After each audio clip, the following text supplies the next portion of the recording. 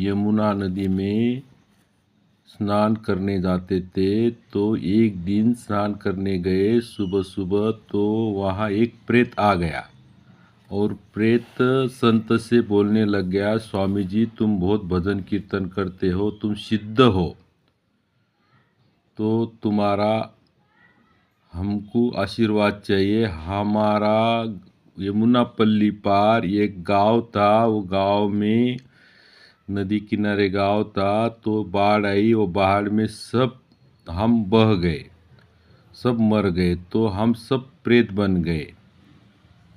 तो स्वामी जी तुम्हारा आशीर्वाद रहा तो हमको मुक्ति मिल जाएगी। संत ने कहा कैसे?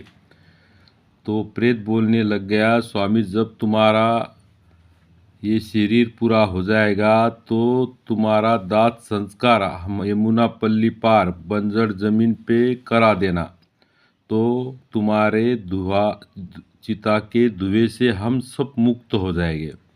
स्वामी जी ने कहा मैं मेरे शिष्य को कह देता हूँ, यमुना पल्ली पार बंजर जमीन पे जब मेरा देह छूट जाए तो वहाँ संस्कार करा देना। वो संत आश्रम में गए और उनके जो मेन शिष्य था उससे कहा मेरा जब शरीर छूटेगा तो तब यमुना पल्ली पार मेरा दात संस्कार करा देना। तो थोड़े दिन के बाद वो संत का देह छूट गया, तो यमुना पल्ली पार वो उसके शिष्य वहाँ लेके गए और वहाँ उसका दाह संस्कार करना प्रारंभ किया। तो उस धुएं से जितने वहाँ भूत प्रेत थे सब वैकुंठ गमन होने लगे। कोई झाड़ पर से दीवा जा रहा है, कई कोने में से जा रहा है, कोई जमीन में से जा रहा है, कोई मध्यस्थी स्थान से जा रहा है, तो सब वैकुंठ गमन हो गए।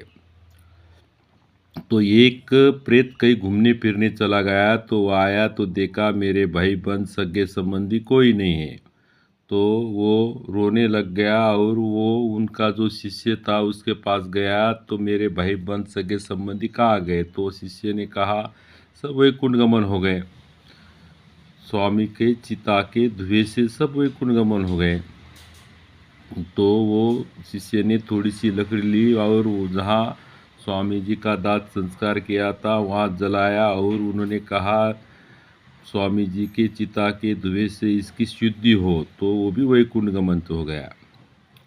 वो यमुना नदी में स्नान करने जाते थे। तो एक दिन स्नान करने गए सुबह सुबह, तो वहाँ एक प्रेत आ गया और प्रेत संत से बोलने लग गया, स्वामी जी तुम बहुत भजन कीर्तन करते हो, तुम सिद्ध हो, तो तुम्हारा हमको आशीर्वाद चाहिए। हमारा यमुना पल्ली पार एक गांव था, वो गांव में नदी किनारे गांव था, तो बाढ़ आई, वो बाढ़ में सब हम बह गए, सब मर गए, तो हम सब प्रेत बन गए।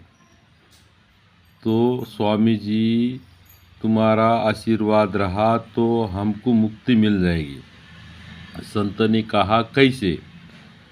तो प्रेत बोलने लग गया, स्वामी जब तुम्हारा ये शरीर